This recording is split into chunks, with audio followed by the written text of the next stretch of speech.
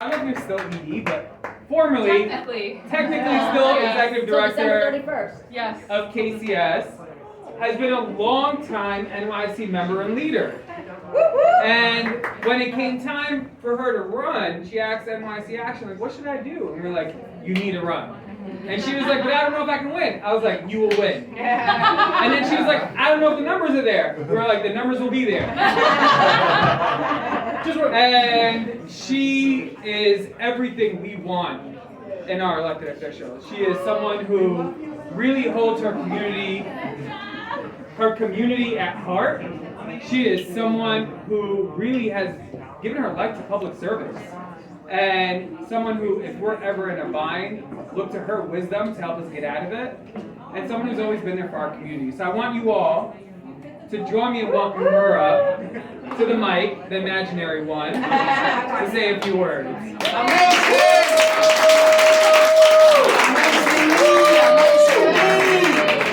Can you guys hear me? Yes. Okay. I have nothing sophisticated or anything to say other than gratitude, because as someone who's been in the nonprofit world in New York City, it is a dog-eat-dog world, that's all I gotta say.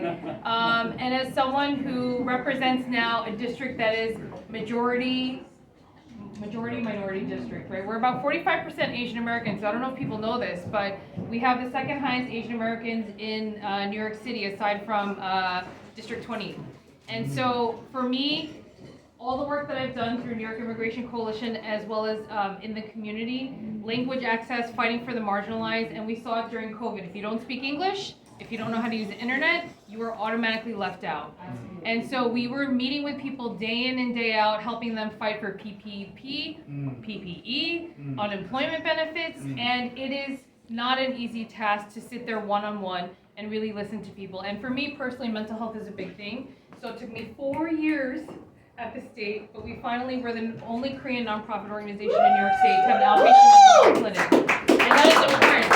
So we need to make sure that we're bringing services to the community in their language, in their culture, and I'm definitely going to be fighting for more services in our district for the South Asian, halal, kosher, Asian meals, whatever it is we need to fight for, because our city really needs it, our communities depend on it.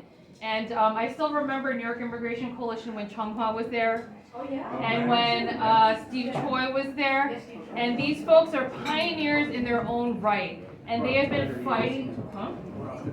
Yeah, better. No, and we said to them for the longest time, like, you guys need to create a C4, right? To allow you guys to be able to do the things that you need to on a political aspect. I remember taking buses down back in the day, more than 10 years ago, fighting for redistricting, immigration reform in DC, right? So these are all battles that we've been fighting alongside each other in the community. And it actually makes me really, really sad to leave on the nonprofit side of things, but just know that you have friends now in the council that are gonna fight even more and even harder for you. But just give us a little bit of time before you like rah in front of City Hall. Right? No, because I remember being on City Hall steps, and we need to continue that advocacy. But it is a partnership, and so I really, I'm very humbled and honored to be here, especially in support of New York Immigration Coalition, because we've been members for the longest time, and it is truly an amazing organization that really uplifts all voices. And especially with One City, One Vote, I'm really looking forward. That's one step closer. And I'm really looking forward to what is to come. So thank you so much for your support. Thank you, Linda. Thank you. So before Linda